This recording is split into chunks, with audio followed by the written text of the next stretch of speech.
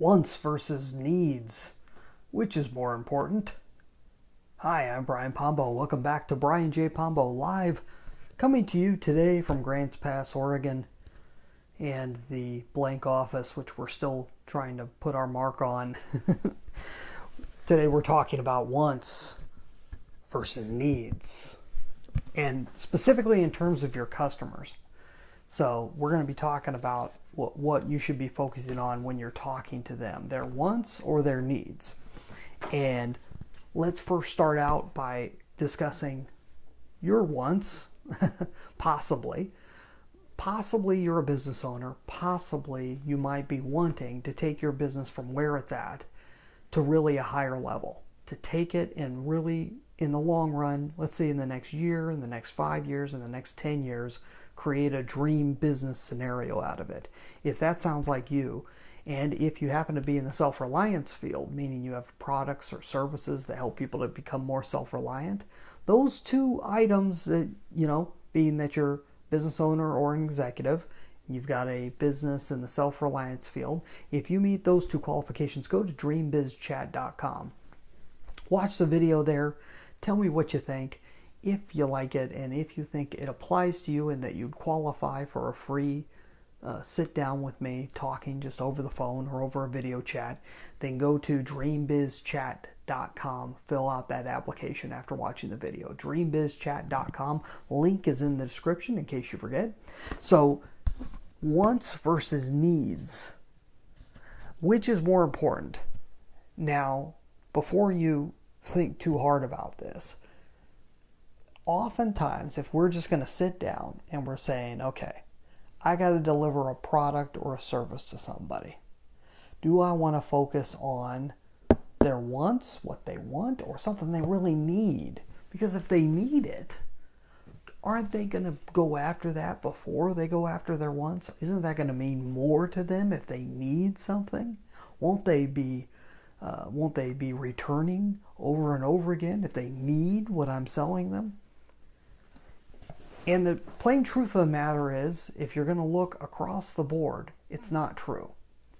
In most cases, people are more interested in getting their wants than their needs. Now, this is completely illogical, I understand. But you got to remember, most people are not logical creatures. Most people are run fully by their emotions. Now, you may not like that fact. I don't like that fact. I don't like dealing with people who are emotional messes.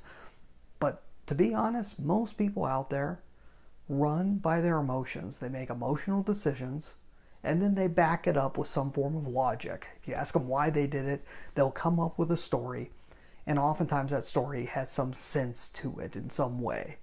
There's a logic behind it. But they didn't really make that decision for the reason that comes out of their mouth. More often than not, they make that decision based on a very basic, sometimes even primal want. They just want something. They want to be noticed. They want to be loved. They want to be wealthy. They want to be comfortable. They want to have pleasure. They want to get away from pain. These are not needs. Needs are pretty simple. They're pretty straightforward. They're food, clothing, shelter, all the things that are combined with that. Food, you'd say water, These are things that you need to survive, depending on your environment and everything else. But in general, those are needs. Everything else is not a need. I know a lot of us say that, health care, health insurance is a right. And we say rights in terms of kind of going along with the concept of it being a need. But in reality, there were many years, many generations before we even had anything like health care or health insurance where people survived, where they lived longer, where in some cases, if you look through history, there were periods of time where people lived longer than they do right now.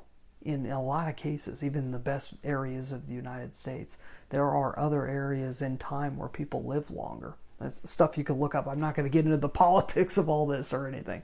What I'm trying to say is that need is a very small thing there is very little that we need to survive, because these are survival kind of ideas.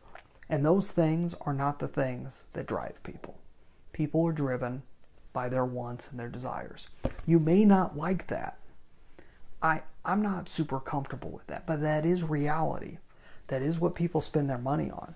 Oftentimes people will spend their money even when they need something, even when they need medication, perhaps, because they're unwell. They need something specifically. Even if that need isn't in the root case of a need, but if it at that moment, if it becomes a need, oftentimes they will put aside money for medication and instead spend that money on a vacation. It happens. It happens all the time. You know people like this. You know people who are spending money on their cable bill when they should be buying healthier food for their kids. I mean, this is just how it is. This is how people are. I'm not saying you should go out there and try and sell people just what they want. I'm saying you have whatever you are selling. And I don't mean selling one-on-one. You may have a website, but in some way, if you're making money from somebody else and you're in charge of making money, you're selling a product or a service in some way. It may not be a one-on-one sales thing. It may quite often be through advertising. It may be through social media. But in general, you're going after people's wants. You have to realize that you have to show how their wants meet up to your product or service.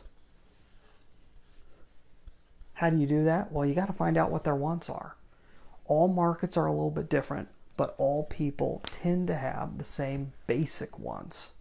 Then you got to translate that to how they would refer to that back to your product or service.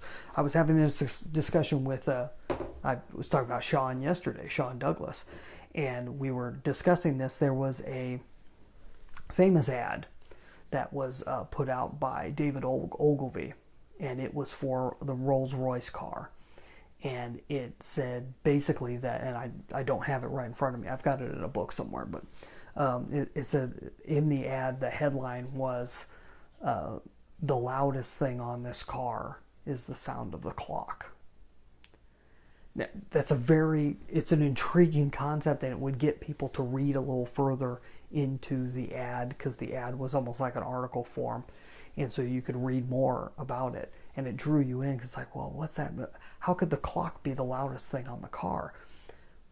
But it plays to the very simple primal want of somebody that's after a luxury vehicle, the type of person that'd be in the market for a luxury vehicle. They don't need that luxury vehicle, though anyone who's buying that is going to pay a whole lot more for a Rolls-Royce than for a car that they need. I mean, if you can need a car, you would think about the most basic car. It is also the least expensive car. It's because people pay more for what they want, not what they need. And if you go back to that ad, it's playing to the desire to have a nice, smooth, quiet car, and that the clock is the loudest thing on the car. It's not about how loud the clock is, it's about how smooth and quiet the engine is. And that plays to the luxury aspect, the idea of having this car that's just so well done that it just purrs like a kitten. It's so quiet. Simple concepts.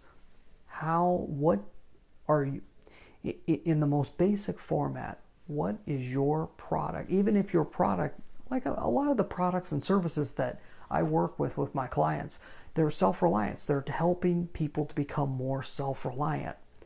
But what is it playing to in that person? In the end, what is that person getting out of that product, that service, whatever you're providing? What are they achieving in the end? What are they hoping to get deep down below the surface? These are all questions you have to ask yourself. It doesn't matter whether you're selling bank accounts or whether you're selling beehives. It's the same concept. People are after what they want. You have to find a way to get them what they want through your product and service. Hopefully that helps out for you. I'd love to hear some more about what you do. If you'd like to talk to me, you can go to brianjpombo.com and sign up for a strategy session. They are a little bit pricey, a little expensive if you're new to this. They are $600 and above, depending on your situation. But if you are in the self-reliance field, I am currently offering a free strategy session called the dreambizchat.com, which is for dream business transformation. Go and check that out. I'll see you tomorrow. We'll be talking about some more deeper concepts in terms of how to communicate with people and how to get your points across. So we'll see you tomorrow. Get out there and let the magic happen.